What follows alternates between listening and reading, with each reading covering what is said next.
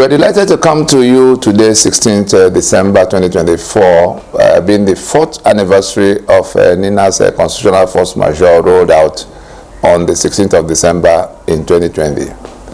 We're happy to report that the Constitution of Nigeria 1999, the unitary constitution that has brought Nigeria to ruins, has been delegitimized. The strategic objective of NINAS in raising the union dispute and declaring that force majeure, offering a transitioning template to the sinking union of Nigeria. The strategic objective has been met because that constitution is now in open dispute. The government, the institutions, the people, anybody who is everybody who is anybody in the public space in Nigeria, has of necessity had to take a position on that constitution. We had Ngozi Okonjo telling the lawyers in the land at their annual conference in 2024 that Nigeria is where it is economically on account of the unsettled social contract. That is the constitution right there. For those who do not understand the meaning of constitution, social contract, it is the constitution. And then we heard Kingsley Moghalu saying that the economy is in free fall because we are building that economy on an unsettled constitutional foundation, and therefore he recommends a constitutional reconstruction of Nigeria in order to begin to rebuild the economy of Nigeria. Do we need to talk about the democracy of Nigeria? Can we have a democracy in a constitution of apartheid? In a constitution of impunity? We cannot have a democracy. So from every side you look at the matter, that constitution is now known to be the source of the woes of Nigeria, the misery of Nigeria, whether it is the economic free fall that we have seen, or the security breakdown, or the meltdown of the social fabric of society, the hunger that has come, And so NINAS is delighted to report that we will now engage the next gear. That next gear being the phase of decommissioning the operation of that constitution. At every point in time, we had left the gates open for the government, those who are managing the day-to-day affairs of Nigeria, to come along in this reasoning and thinking to solve this problem together. Otherwise, those who are living in the torment are not going to continue to endure, while those who are tormenting them by hanging onto that, clinging onto that constitution, continue in their journey to nowhere, election after election, while sharing the blood of the people every month. And so the purpose of this broadcast is to inform us that we must now decide whether we want to move on in the trajectory we are currently going, that is guaranteed to end in disaster, to end in a crash, or we come to our senses to make a U-turn, go sit down and discuss the union as currently defined. We have to go to this, get the owners of the sovereignties that are confiscated by this constitution into the discussion sooner than later. We cannot afford to plunge into another round of elections mandated by that constitution. That is the principal, that is the central message from this broadcast, because NINAS will be rallying the victims of unitary Nigeria against the enforcers of unitary Nigeria, meaning that the enforcers of unitary Nigeria that are planning to go to another election that will give life to that constitution from 2027 are going to be confronted by the victims of unitary Nigeria. Who are these victims of unitary Nigeria? All of those who are now perishing in the hunger, all of those who are now being slaughtered across the places where they are being invaded, particularly in the Middle Belt. All of those young people who can no longer see their future in the Nigeria that's not working for them, and who have had to try to trek across the desert, they die in numbers. To go across the Mediterranean, they die even more.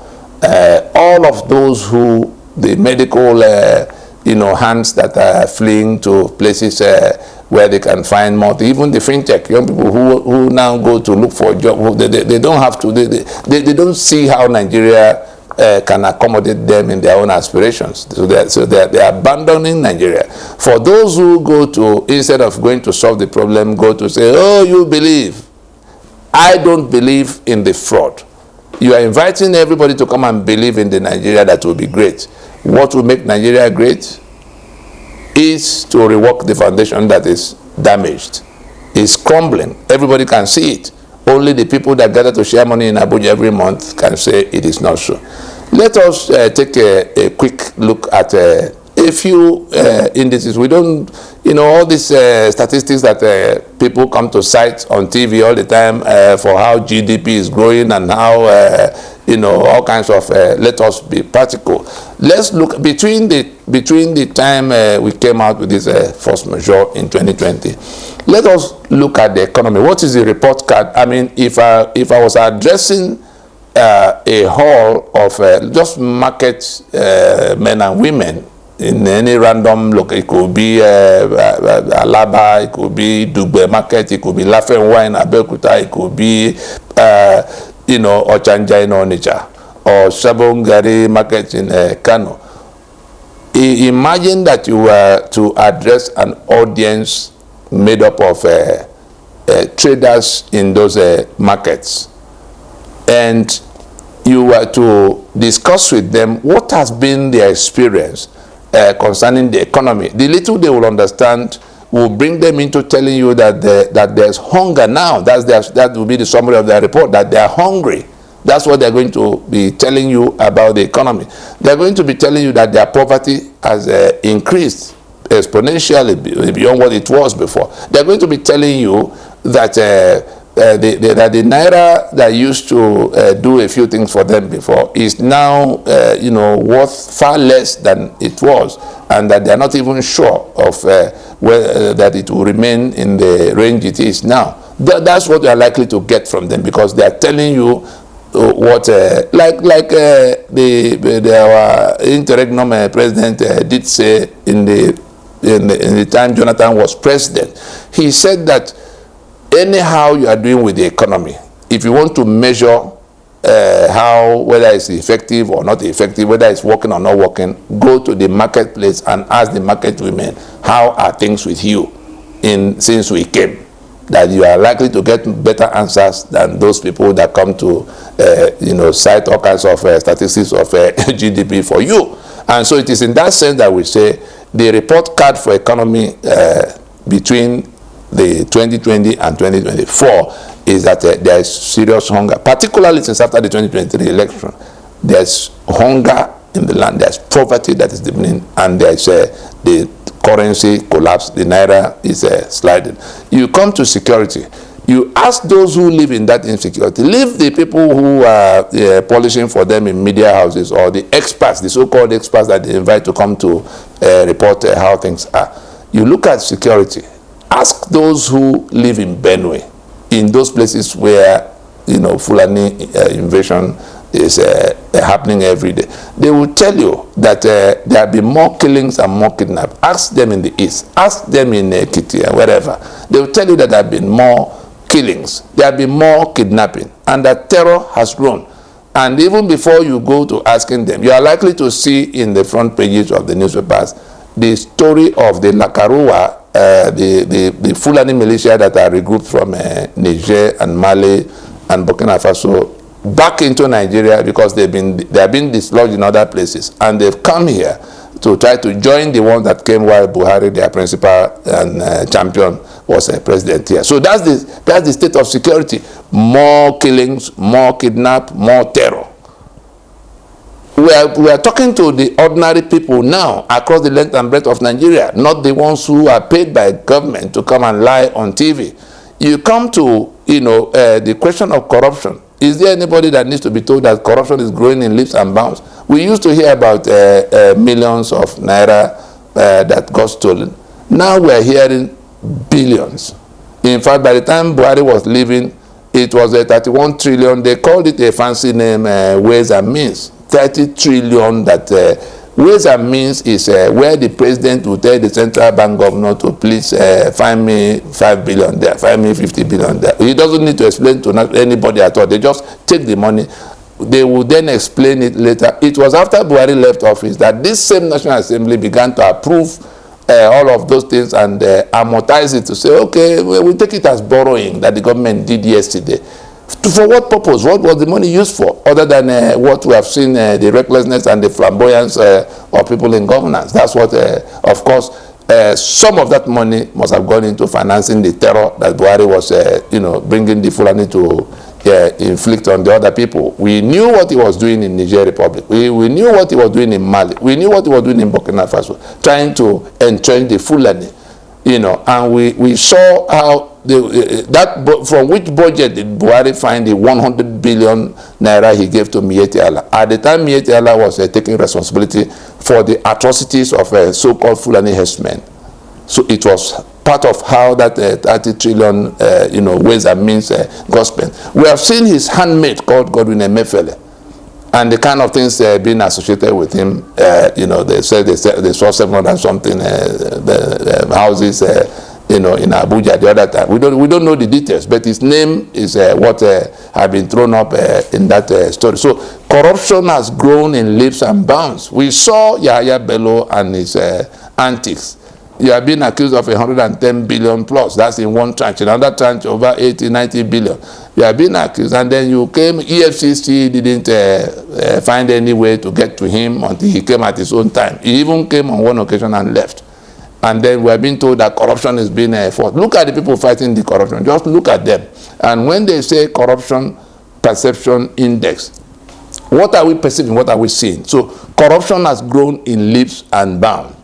The governance, if there was governance before, relatively, measured against the past, you could see it's been deteriorating and it's in complete dilapidation.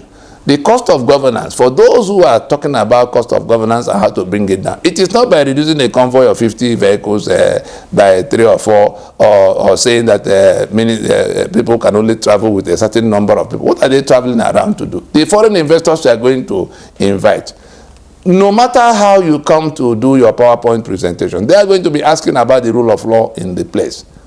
They are going to be asking about the security in the place, because no matter how much profit you are going to make, if the security of those people who are going to be working for you in that place, look at the number of companies that are leaving. Just look at the companies, some of which have been here for 60 years plus, 30 years plus.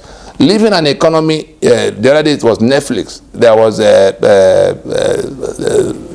there's a cement company, I can't remember their name now, and manufacturing companies that employ quite a large number of people. We knew when all the other ones left before. In the last few months, the ones who have joined in living, what is it that is chasing them? Your citizens are departing. The corporate entities that provide employment are departing. What are they seeing that you are not seeing? And you are rejoicing that your policies are working. Nigeria will soon become great again, and things are grinding to a halt. And so that cost of governance in which we are financing 812 governments every month, that has gone down from billion to trillion. We're now discussing trillion every month. And the government turn around to say, oh, we have surplus of 10 trillion. We have surplus of 6 trillion, in some quarter. So all those things are telling us, this is just a casual overview of what has happened with the economy, the security, the corruption index, and the cost of governance. And so where does it leave us? NINAS is saying, are we not able to see now that we can continue to build on this and get somewhere?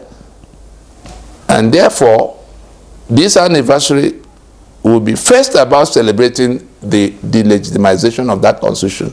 If anything can be said about Nigeria across the last 4 years, it is that Nigerians, including the government of Nigeria, including foreigners, because we carried our campaign to the UN, to the international circuit, including the UN. You saw in 2021 when we went to tell the whole world that that the Nigerian Union is now disputed. When Buhari was trying to attend the United Nations, General Assembly session for 76th session. We went out there to tell the whole world that we are in some kind of house cleaning exercise, and that part of what we said in that first measure proclamation was to issue a caveat to the international investors that they're inviting to come to put their money in this disputed project. Nigeria is now a disputed project until we settle the question of the constitution by which we are unionized.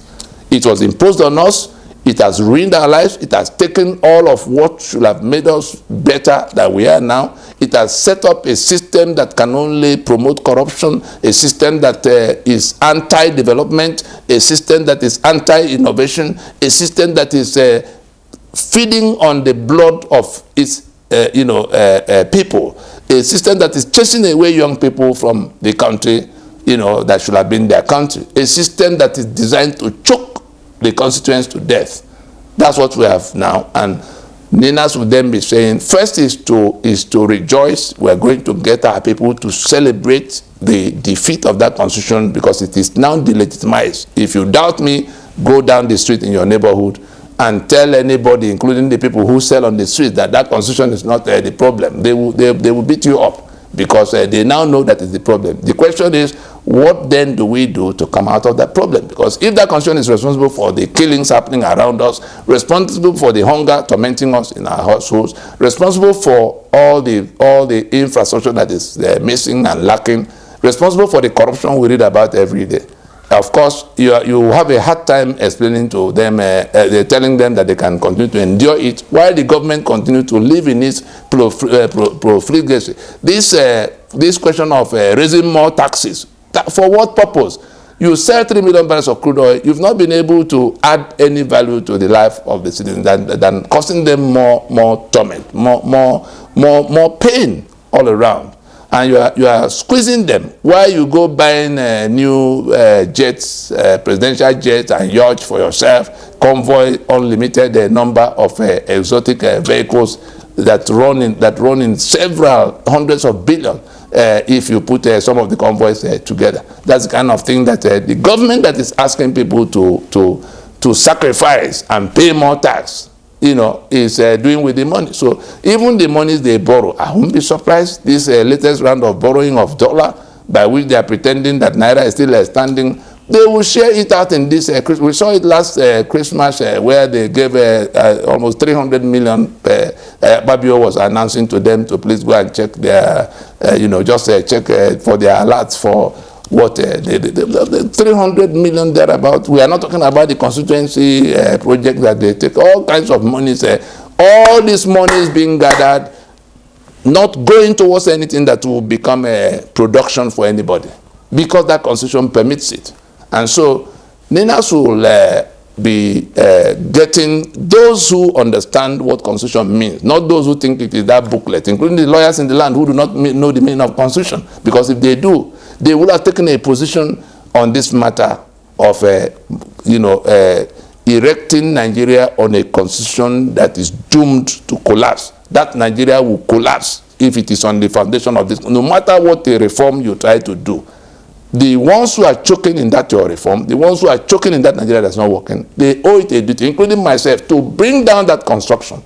Let us decide whether we want a union or we don't. If we want a union, let's go and discuss the union. If we think we can, by brigandage, continue to build on this foundation of fraud, I tell you, a larger number of people are working to bring down that construction. It's like a building on the disputed land. And so we come down to, where do we go from here? NINAS will be organizing a celebration of our victory over that constitution across the holiday. As we come back from that celebration of the victory over that constitution, we will then be drawing the line between those who are planning to go to renew the life of that constitution. Listen carefully. NINAS will be drawing the line between those who are planning to renew the life of that constitution by way of election in 2027 and those who are so fed up with that constitution and the unitary Nigeria that has been built on it, that are now ready to stop the few that are going to drag them to that election, because the election is the renewal cycle for the life of that constitution. And so NINAS deliberately, you saw in 2023, from 2019 we began to shout every day. We invited the church, the leaders, the religious leaders, to say your flock will die if you go to this election. We can see it now. Now there's a poster. You can look at this poster. Look at these men of God that you thought were watching over your back. Just look at this poster closely. You can see Kumuyi here. You can see Adeboye there. You can see Oyedepo there. You can see Umar Okpai. You can see El Buba. You can see Ibiyome in Port Harcourt. You can see all of them. Waloke as their president. Pentecostal Fellowship. They want to gather in February to say the rebirth of Nigeria. But they've never taken a position around this question of the constitution that render Nigeria what it has become. But they want a rebate. Before you know it now, like we had one of them talking about the number they have to go and get a vote and install people in power. Under which constitution, we ask you all, why can't you be on the side of truth in this debate with a falsehood?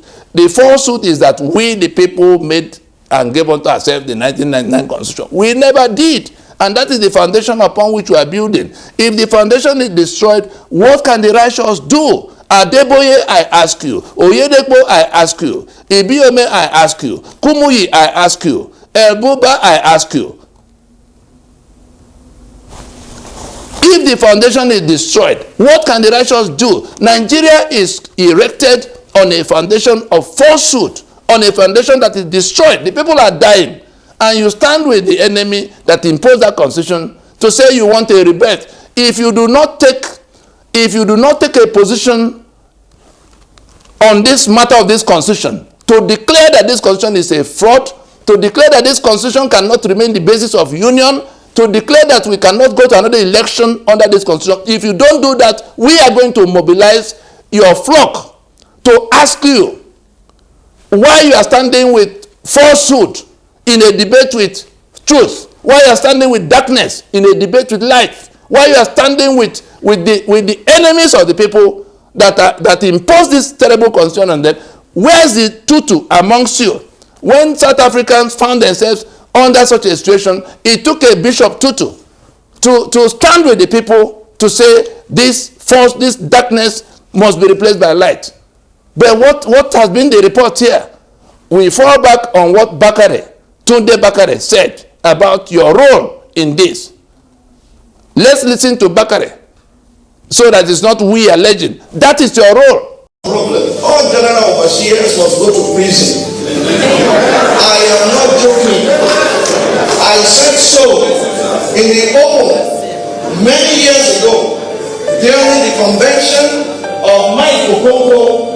I said, lock Adeboye up, lock Kumuyi up, lock Orisanya for all, lock me up also. By the time we finish, Nigeria will change. I have a reason for saying so. In 1 Kings chapter 4, I know I'll be quoted tomorrow, I'm ready for their war. If the revolution does not begin in the church, it cannot spread. If it does not begin in the mosque, it cannot spread. I am telling you, except those institutions change, Nigeria will never change. They control the soul and minds of millions of people. They stone him to death. Yes. Beginning from your church and your mosque. Ask your leaders, where are they getting the money they are spending lavishly for? If it's not from the contribution of the saints who read from Abuja, next service, take stones to church. Let the revolution begin. Parents must be accountable to their children and carry the revolution to Obasanjo's gate. Carry the revolution to all these men who are oppressing us. I think December is too late. I think January is too far. I challenge you to rise. I challenge you to fight. I challenge you that the revolution will begin. In any form or any way that will push these oppressors off our line, we are saying no to corruption, no to oppression. Let the revolution begin. What Bakare just said now is your role in upholding evil against the people. So NINAS will bring that challenge to you in your very auditoriums. That multitude you have been deceiving into PVC and another election, that rebate, you must define that rebate ahead of February. If you don't, every day before that February, the message will continue to pour into your fold. Your flock will ask you where you stand on this question of this constitution. For the other people who are like the lawyers in the land, Afam Anyamo Sigwa, somebody who is a president of Bar Association now, this will be the litmus test for whether you understand what constitution is, whether the Bar Association of Nigeria, NBA, understands that this is what constitution is doing to the people. The unitary constitution of Nigeria, what are the lawyers in Nigeria said about this? How can they pretend, how can the lawyers in Nigeria pretend that it doesn't concern them? From the time Olisa Abakoba became the Bar Association president, let those who can reach Olisa Abakoba ask him whether we did not have this conversation ahead of when he became president of Nigerian Bar Association. From that time, there have been more than 8 administrations of Bar Association. We engaged every one of them, apart from Dauda that presided over the hanging of Kensaro Uwa. The rest of them, we engaged them to say, what does the Bar Association of Nigeria say about this constitution that is the reason that Nigeria is upside down? So on this occasion, Afam, the president of a Bar Association, if the Bar Association you lead does not take a position on this matter, to say that this constitution is a fraud, to say we cannot build a democracy on this constitution, then it is a failure that has to be punished. Because is it the people who, if the lawyers in the land, will not take a position on that matter, who else would then do so? And so we can go from that to the media, to the Labour Congress, all of those who lament, to the NGOs, the ones that will soon begin to talk about the electoral reform, West panel, and all of that report. Let us dress back from that stupidity. The ones who will be inviting us to come and bring good leadership, Peter Obi and Co., that will want to go to another election under this constitution, you are going to have a fight, a very big fight before you get to the question of who amongst you will emerge in any election. Whatever it will take to prevent you from dragging us into the renewal of the life of that constitution by way of election in 2027, be informed that those who have deceived all these many years are getting informed, and they're going to confront those who are dragging them. It's a battle for life or death for them, because you have taken them to elections. They've seen the outcomes. They are living in these things I just recounted to you. That's where your guidance and leadership has taken them, in search of in such a filthy locker for yourself, because that's what all you get. You become president, and then what? That constitution remains. Nothing will change for the people. But those who won the elections are there sharing the blood of the people every month. And so NINAS is saying that we must now draw the line between the victims of the unitary constitution of Nigeria and the enforcers of that unitary constitution. Those enforcers include all the political parties across the lines, whether it's PDP or APC or Labour Party or any one of the coming together of the ones who are holding nocturnal meetings all over the place. They all subscribe to that constitution. But on behalf of the victims of that constitution, we're going to rally those victims of that constitution to confront those who are planning to go to renew their damnation in 2027. Mark it. That is what the whole of the first quarter of 2025 will be all about. And anybody who will find himself on the side of that constitution against the people that are dying under that constitution, you won't find people like us in the arena when the mob will be asking you, because they are good. It will come to where that hunger will force them to ask you these questions. The information is going. Listen, put your ears to the ground, find out what's going on in Ibadan, find out what's going on in Yenagoa, find out what's going on across the grassroots, across the country, all the way to the northern parts. I would think that we'll do ourselves great favor to pay more attention, research these things you've heard now.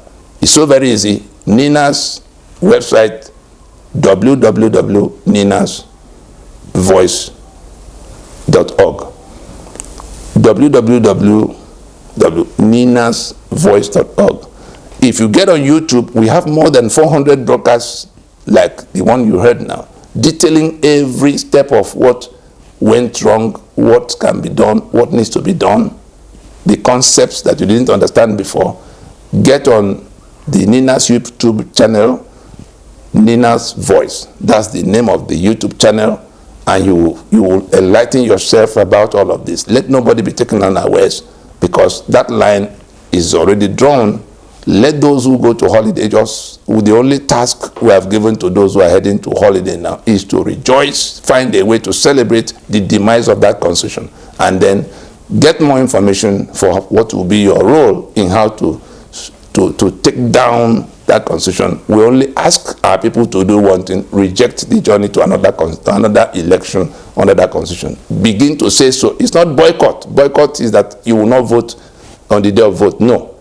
What we're talking about is to shut down the entire journey so that there is no election at all, because you are rejecting. Say it loudly that you reject this constitution, for which reason you will not go to another election. That's all NINAS has asked you to do. If you are not doing it, you are inviting the Fulani invaders to come to where you are. You are inviting the state capitals in Abuja to ruin your life to the point where you just drop dead. We stop there.